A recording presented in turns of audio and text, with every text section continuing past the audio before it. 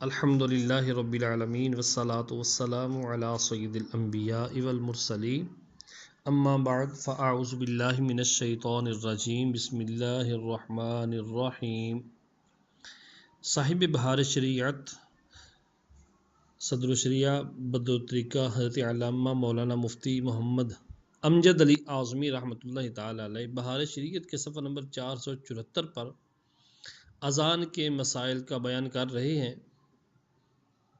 توجہ فرمائیں۔ مسئلہ نمبر 67 متاخرین نے تصویب مستحسن رکھی ہے۔ تصویب کیا ہے؟ یعنی اذان کے بعد نماز کے لیے دوبارہ اعلان کرنا، اور اس کے لیے شرع نے کوئی خاص الفاظ مقرر نہیں کیے، بلکہ جو وہاں کا عرف ہو، مثلا الصلاۃ یا قامت یا پھر الصلاۃ والسلام علیک یا رسول اللہ، اور اسی کو غالباً دعوت اسلامی کا جو ماحول ہے وہ صدائے مدینہ کہتا ہے کہ نماز سے پہلے لوگوں کو جگانا۔ یہ صدائے مدینہ جو ہے اس کا نام شرع نے جو رکھا ہے وہ تصویب رکھا ہے۔ مسئلہ نمبر 68 مغرب کی اذان کے بعد تصویب نہیں، اور دو بار کہہ لیں تو حرج نہیں، یعنی مغرب کی اذان کے بعد اتنا وقت نہیں ہوتا کہ تصویب کی جائے، لوگوں کو بلایا جائے۔ وہ تو اذان کے بعد کم و بیش 3 چھوٹی آیات یا ایک بڑی آیت کے برابر وقفہ کر کے جماعت کھڑی ہو جاتی ہے۔ لیکن اگر یہ تصویب اگر کہہ بھی لی جائے مغرب کے بعد تو اس میں حرج نہیں، مغرب کی اذان کے بعد۔ نمبر 69 اذان و اقامت کے درمیان وقفہ سنت ہے۔ اذان کہتے ہی اقامت کہہ دینا مکروہ ہے، مگر مغرب میں وقفہ یعنی 3 چھوٹی آیتوں یا ایک بڑی کے برابر ہو۔ باقی نمازوں میں اذان و اقامت کے درمیان اتنی دیر تک ٹھہرے کہ جو لوگ پابند جماعت ہیں آ جائیں، مگر اتنا انتظار نہ کیا جائے کہ وقت کراہت آ جائے۔ مسئلہ نمبر 70 جن نمازوں سے پہلے سنت یا نفل ہیں ان میں اولا یہ ہے کہ مؤذن بعد اذان سنن و نوافل پڑھے، ورنہ بیٹھا رہے۔ مسئلہ نمبر 71 رئیس محلے کا اس کی ریاست کے سبب انتظار مکروہ ہے۔ اگر کوئی محلے کا چودھری ہے یا کوئی محلے کا مالدار ہے، اس کی مالداری کے سبب اس کا انتظار کیا جائے کہ وہ آئے گا تو نماز ہم شروع کریں گے، جماعت شروع کریں گے، یہ مکروہ ہے۔ ہاں اگر وہ شریر بندہ ہے اور وہ پتہ ہے کہ جھگڑا کرے گا، لڑائی جھگڑا بنائے گا اور وقت میں گنجائش ہے تو پھر انتظار کر سکتے ہیں۔ نمبر 72 متقدمین نے پہلے کے علماء نے اذان پر اجرت لینے کو حرام بتایا ہے، مگر متاخرین نے بعد کے علماء نے جب لوگوں میں سستی دیکھی تو اجازت دی، اور اب اسی پر فتویٰ ہے کہ اذان کی اجرت لے دے سکتے ہیں۔ مگر اذان کہنے پر احادیث میں جو ثواب ارشاد ہوئے ہیں وہ انہی کے لیے ہیں جو اجرت نہیں لیتے، خالصتاً اللہ تعالی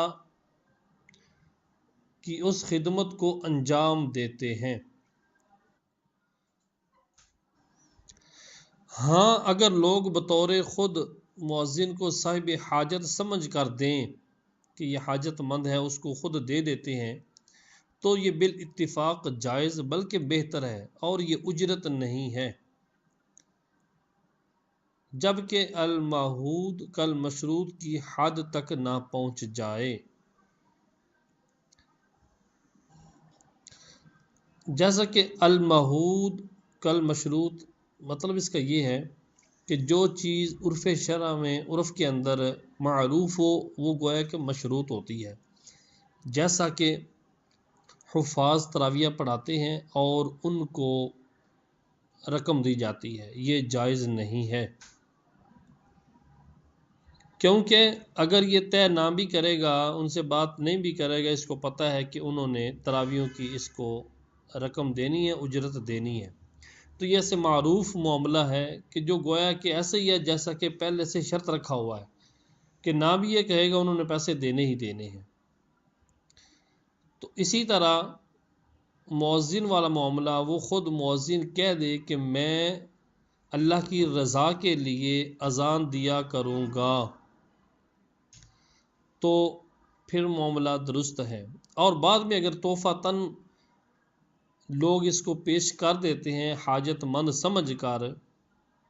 تو یہ اس کے لیے لینا جائز ہے اور یہ ثواب کا بھی حقدار ہوگا۔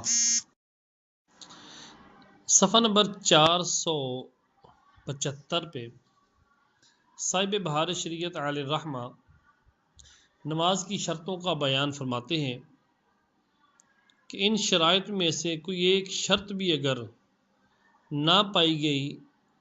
تو نماز منعقد ہی نہیں ہوگی، نماز کا انعقاد نہیں ہوگا، کیونکہ ایک قاعدہ ہے اذا فات الشرط فات المشروط،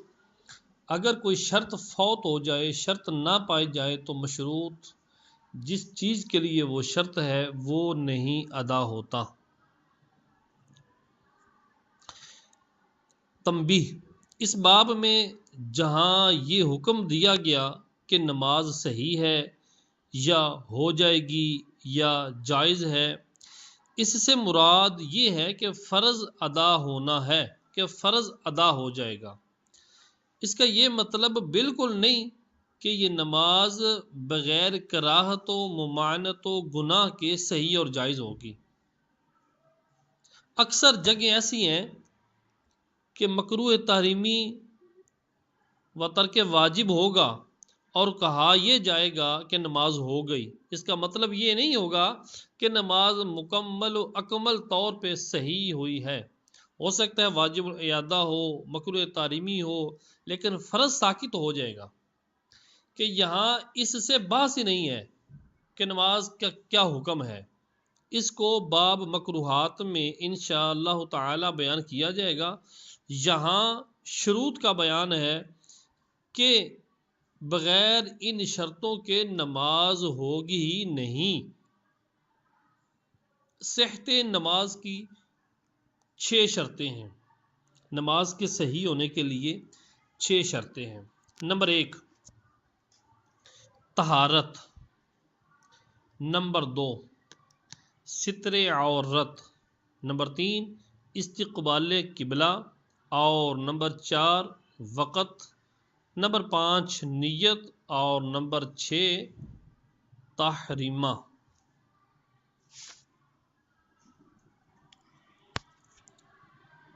نمبر 1 طہارت۔ طہارت سے کیا مراد ہے؟ یعنی مصلی کے بدن کا، مصلی نماز پڑھنے والا، اس کے بدن کا حدث اکبر و حدث اصغر، یہ چیزیں پہلے بیان ہو چکی ہیں، حدث اکبر کیا ہوتا ہے اور حدث اصغر کیا ہوتا ہے۔ جن سے وضو واجب ہو جاتا ہے ان کو حدث اصغر کہتے ہیں، اور جن سے غسل واجب ہوتا ہے ان کو حدث اکبر کہتے ہیں۔ اور نجاست حقیقیہ، قدر مانے سے پاک ہونا، یعنی اتنی نجاست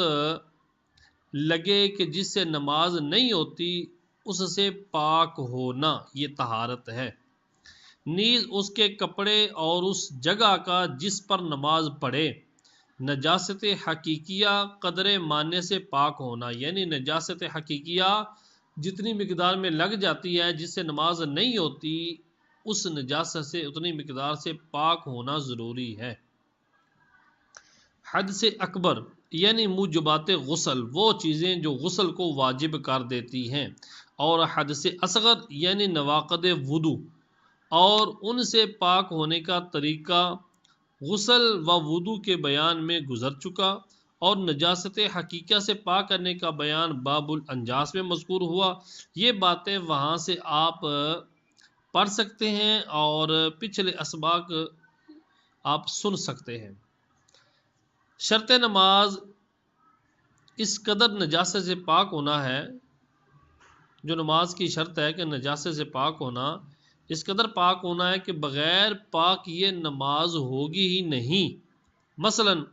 نجاست غلیظہ درہم سے زائد، نجاست غلیظہ درہم سے زائد لگ جائے اور نجاست خفیفہ کپڑے یا بدن کے اس حصے کے چوتھائی سے زیادہ جس میں لگی ہو، اس کا نام ہے قدر مانع، یعنی اتنی مقدار میں نجاست اگر لگ گئی تو وہ مانع ہے، وہ نماز پڑھنے کو منع کر رہی ہے، نماز جائز نہیں ہے۔ اور اگر اس سے کم ہے تو اس کا زائل کرنا سنت ہے۔ یہ امور بھی ہم باب الانجاس میں احسن طریقے سے آپ کے سامنے پیش کر چکے ہیں۔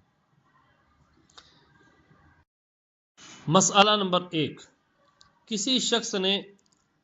اپنے کو بے وضو گمان کیا، یہ گمان کیا کہ میں بے وضو ہوں، اور اسی حالت میں پھر نماز بھی پڑھ لی۔ بعد میں معلوم ہوا کہ بے وضو نہ تھا تو نماز ادا نہ ہوئی۔ جی، مسئلہ نمبر 2، مصلی اگر ایسی چیز کو اٹھائے ہو کہ مصلی کی حرکت سے وہ چیز بھی حرکت کرے، مصلی اگر ایسی چیز کو اٹھائے کہ مصلی کے حرکت کرنے سے وہ چیز بھی حرکت کرے، اگر اس میں نجاست قدر مانع ہو، اس چیز میں جو اٹھائی ہوئی ہے اس میں اگر اتنی نجاست ہے جو قدر مانع ہے تو نماز جائز نہیں۔ مثلا چاندنی کا ایک سرہ اوڑھ کر نماز پڑھی، چادر کا لے لیں، ایک سرہ اوڑھ کر نماز پڑھی اور دوسرے سرے میں نجاست ہے، اگر رکوع و سجود و قیام و قعود میں اس کی حرکت سے اس جائے نجاست تک حرکت پہنچتی ہے، اس جگہ جہاں نجاست لگتی ہے وہ چادر، وہ کونا، وہ بھی حرکت کرتا ہے تو نماز نہ ہوگی، اور اگر وہ کونا حرکت نہیں کرتا تو نماز ادا ہو جائے گی۔ یوں ہی اگر گود میں اتنا چھوٹا بچہ لے کر نماز پڑھی کہ خود اس کی گود میں اپنی سکت سے نہ رک سکے، بچہ خود نہیں روک سکتا اس کی گود میں، بلکہ اس مصلی کے روکنے سے رکا ہوا ہے، اور اس کا بدن یا کپڑا بقدر مانع نماز ناپاک ہے، اتنی نجاست لگی ہے جو قدر مانع ہے تو نماز نہ ہوگی کہ یہی اسے اٹھائے ہوئے ہے۔ اور اگر وہ بچہ اپنی سکت سے، اپنی ہمت سے رکا ہوا ہے اور اس کے روکنے کا محتاج نہیں، مصلی کے روکنے کا محتاج نہیں، خود سے رکا ہوا ہے گود میں، تو نماز ہو جائے گی کہ اب یہ اسے اٹھائے ہوئے نہیں، پھر بھی بے ضرورت کراہیت سے نماز خالی نہیں، اگرچہ اس کے بدن اور کپڑوں پر نجاست بھی نہ ہو، تب بھی یہ کراہیت سے خالی نہیں ہے۔ نمبر 3، اگر نجاست قدر مانع سے کم ہے، قدر مانع غلیظہ درہم سے زائد اور خفیفہ چوتھائی سے زائد، جیسے اس سے پہلے کہ اس چوتھائی سے زائد، یہ قدر مانع ہے، اور اگر نجاست قدر مانع سے کم ہے جب بھی اسی حالت میں نماز پڑھنا مکروہ ہے، پھر نجاست غلیظہ بقدر درہم ہے تو مکروہ تحریمی واجب العیادہ ہے، اور اس سے کم ہے تو خلاف سنت ہوگی۔ نمبر 4، چھت، خیمہ، سائبان اگر نجس ہوں اور مصلی کے سر سے کھڑے ہونے میں ساتھ لگیں، کھڑا ہو تو سر پہ لگیں، جب بھی نماز نہ ہوگی، یعنی اگر ان کی نجس جگہ بقدر مانع جو ہے اس کے سر کو بقدر ادائے رکن لگے، جو اوپر خیمہ ہے، سائبان ہے، ان کے اوپر اتنی نجاست لگی ہے جو قدر مانع ہے اور اس کے سر کو لگ رہی ہے اور اتنی دیر لگتی ہے جتنی دیر رکن ادا کیا جا سکتا ہے، تو نماز ادا نہ ہوگی۔ نمبر 5، اگر اس کا کپڑا یا بدن اثناء نماز میں بقدر مانع ناپاک ہو گیا، نماز کے دوران کپڑا یا بدن اتنی نجاست سے ناپاک ہو گیا کہ جو قدر مانے نجاست ہے اور 3 تسبیح کا وقفہ ہوا، یعنی اتنی دیر ناپاک رہا کہ جتنی دیر 3 تسبیحات کہی جا سکتی ہیں تو نماز نہ ہوئی۔ اور اگر نماز شروع کرتے وقت کپڑا ناپاک تھا یا کسی ناپاک چیز کو لیے ہوئے تھا اور اسی حالت میں شروع کر لی اور اللہ اکبر کہنے کے بعد وہ چیز جدا کی تو نماز منعقد ہی نہ ہوئی، نماز کی ابتدا ہی نہ ہوئی، نماز شروع ہی نہیں ہوئی۔ نمبر 6، مصلی کا بدن یا جنبی یا حیض و نفاس والی عورت کے بدن سے ملا رہا۔ مصلی کا بدن جو نماز پڑھنے والا ہے اس کا بدن جنبی یا حیض و نفاس والی عورت کے بدن کے ساتھ ملا رہا، یا انہوں نے حیض و نفاس والی یا جنبی نے اس مصلی کی گود میں سر رکھا تو نماز ہو جائے گی۔ نمبر 7، مصلی کے بدن پر نجس کبوتر بیٹھا تو نماز ہو جائے گی۔ نمبر 8، جس جگہ نماز پڑھے اس کے طاہر ہونے سے مراد موضع سجود و قدم کا پاک ہونا ہے، یعنی کہتے ہیں کہ جس جگہ نماز پڑھ رہا ہے مصلی اس جگہ کا پاک ہونا ضروری ہے، تو اس سے مراد یہ ہے کہ جس جگہ اس نے سر رکھنا ہے، جس جگہ پہ پاؤں ہیں، ان 2 جگہوں کا جہاں پہ ہاتھ رکھنے ہیں، یعنی سجدے کی جگہ میں جو 7 ہڈیاں لگتی ہیں ان 7 جگہوں کا پاک ہونا ضروری ہے۔ جس چیز پر نماز پڑھتا ہو اس کے سب حصے کا پاک ہونا شرط صحت نماز نہیں۔ یہ ضروری نہیں جس جگہ نماز پڑھ رہا ہے، جس چیز پر نماز پڑھ رہا ہے وہ چاروں طرف سے ہر کونا پاک ہو، یہ نماز کے صحیح ہونے کی شرط نہیں ہے۔ اگر کسی کونے سے وہ ناپاک بھی ہے تو نماز ادا ہو جائے گی۔ نمبر 9، مصلی کے ایک پاؤں کے نیچے قدر درہم سے زیادہ، درہم کی مقدار سے زیادہ نجاست ہو تو نماز نہ ہوگی۔ یوں ہی اگر دونوں پاؤں کے نیچے تھوڑی تھوڑی نجاست ہے کہ جمع کرنے سے 1 درہم ہو جائے گی، اور اگر ایک قدم کی جگہ پاک تھی اور دوسرا قدم جہاں رکھے گا ناپاک ہے، اس نے اس پاؤں کو اٹھا کر نماز پڑھی تو نماز ہو گئی۔ ہاں، بے ضرورت ایک پاؤں پر کھڑے ہو کر نماز پڑھنا مکروہ ہے۔ نمبر 10، پیشانی پاک جگہ ہے اور ناک نجس جگہ تو نماز ہو جائے گی، کہ ناک درہم سے کم جگہ پر لگتی ہے اور بلا ضرورت یہ بھی مکروہ ہے۔ نمبر 11، سجدہ میں ہاتھ یا گھٹنا نجس جگہ ہونے سے صحیح مذہب میں یہ ہے کہ نماز نہ ہوگی، اور اگر ہاتھ نجس جگہ ہو اور ہاتھ پر سجدہ کیا،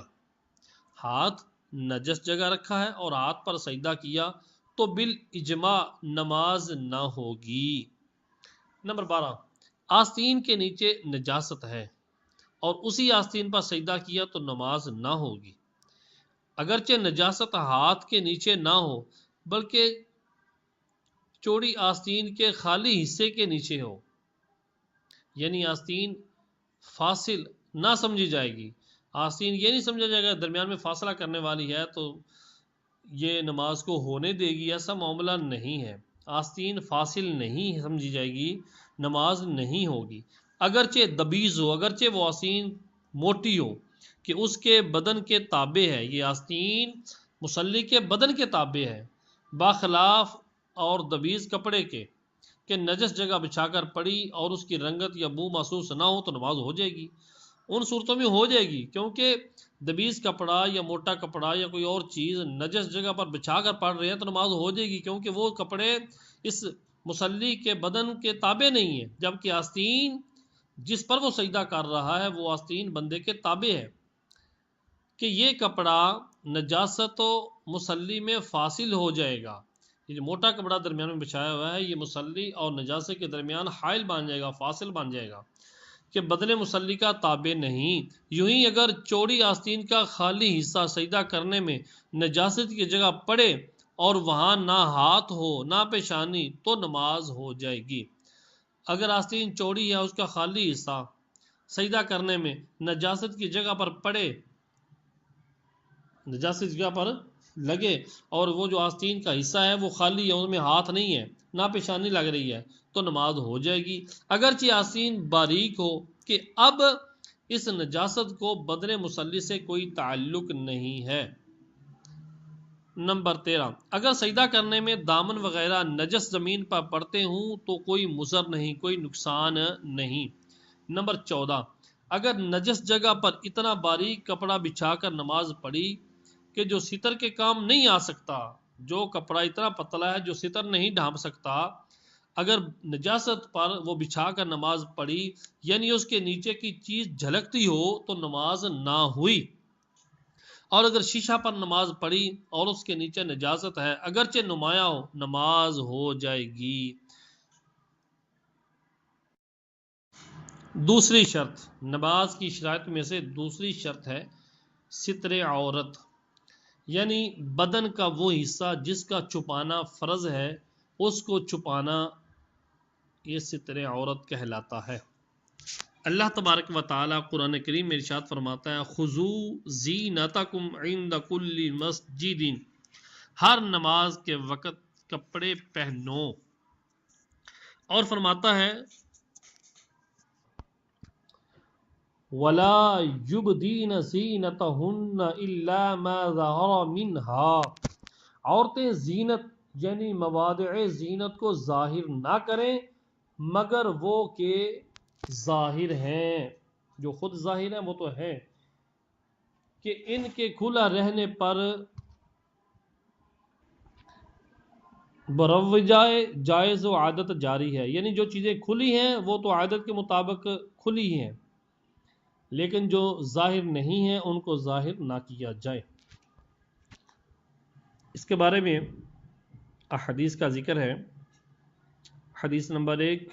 میں ہے جس کو ابن عدی نے کامل میں ابن عمر رضی اللہ تعالی عنہما سے روایت کیا کہ فرماتے ہیں سرکار صلی اللہ علیہ وآلہ وسلم جب نماز پڑھو تہ بند باندھ لو اور چادر اوڑھ لو اور یہودیوں کی مشابہت نہ کرو۔ اور حدیث نمبر 2 میں ابو داؤد و ترمذی و حاکم ابن خزیمہ ام المؤمنین صدیقہ رضی اللہ تعالی عنہا سے راوی کہ فرماتے ہیں سرکار صلی اللہ علیہ وآلہ وسلم بالغ عورت کی نماز بغیر دوپٹے کے اللہ تعالی قبول نہیں فرماتا۔ حدیث نمبر 3 ابو داؤد نے روایت کی کہ ام المؤمنین ام سلمہ رضی اللہ تعالی عنہا نے عرض کی کیا بغیر ازار پہنے کرتے اور دوپٹے میں عورت نماز پڑھ سکتی ہے؟ ارشاد فرمایا جب کرتا پورا ہو کہ پشت قدم کو چھپا لے۔ اور حدیث نمبر 4 میں درقطنی بروایت عمر بن شعیب عن ابیہ عن جدہ راوی کہ فرماتے ہیں صلی اللہ تعالی علیہ وآلہ وسلم ناف کے نیچے سے گھٹنے تک عورت ہے۔ اور حدیث نمبر 5 میں ترمذی نے عبداللہ بن مسعود رضی اللہ تعالی عنہ سے روایت کی، فرماتے ہیں سرکار صلی اللہ علیہ وآلہ وسلم عورت ہے یعنی چھپانے کی چیز ہے، جب نکلتی ہے شیطان اس کی طرف جھانکتا ہے۔ نمبر 15 مسئلہ نمبر 15 ستر عورت ہر حال میں واجب ہے، خواہ نماز میں ہو یا نہیں۔ واجب معنی ضروری فرض ہے، تنہا ہو یا کسی کے سامنے، بلا کسی غرض صحیح کے تنہائی میں بھی کھولنا ستر جائز نہیں، اور لوگوں کے سامنے یا نماز میں تو ستر بالاجماع فرض ہے، یہاں تک کہ اگر اندھیرے مکان میں نماز پڑھی اگرچہ وہاں کوئی نہ ہو اور اس کے پاس اتنا کپڑا موجود ہے کہ ستر کا کام دے گا اور ننگے پڑی، بالاجماع نماز نہ ہوگی، مگر عورت کے لیے خلوت میں تنہائی میں جبکہ نماز میں نہ ہو تو سارا بدن چھپانا واجب نہیں، بلکہ صرف ناف سے گھٹنے تک اور محارم کے سامنے پیٹ اور پیٹھ کا چھپانا بھی واجب ہے، اور غیر محرم کے سامنے اور نماز کے لیے اگرچہ تنہا اندھیری کوٹھڑی میں ہو تمام بدن سوائے 5 عضو کے جن کا بیان آگے عرض کروں گا چھپانا فرض ہے، بلکہ جوان عورت کو غیر مردوں کے سامنے منہ کھولنا بھی منع ہے۔ مسئلہ نمبر 16، اتنا باریک کپڑا جس سے بدن چمکتا ہو ستر کے لیے کافی نہیں، اس سے نماز پڑھی تو نماز نہ ہوئی۔ یوں ہی اگر چادر میں سے عورت کے بالوں کی سیاہی چمکے تو نماز نہ ہوگی۔ بعض لوگ باریک ساڑیاں اور تہبند باندھ کر نماز پڑھتے ہیں کہ ران چمکتی ہے، ان کی نمازیں نہیں ہوتی، اور ایسا کپڑا پہنا جس سے ستر عورت نہ ہو سکے، علاوہ نماز کے بھی وہ کپڑا پہننا حرام ہے۔ نمبر 17، دبیز کپڑا جس سے بدن کا رنگ نہ چمکتا ہو مگر بدن سے بالکل ایسا چپکا ہوا ہے کہ دیکھنے سے عضو کی حیات معلوم ہوتی ہے، ایسے کپڑے سے نماز ہو جائے گی مگر اس عضو کی طرف دوسروں کو نگاہ کرنا جائز نہیں، اور ایسا کپڑا لوگوں کے سامنے پہننا بھی منع ہے، اور عورتوں کے لیے تو بدرجہ اولا بہت زیادہ ممانعت ہے۔ بعض عورتیں جو بہت چست پاجامے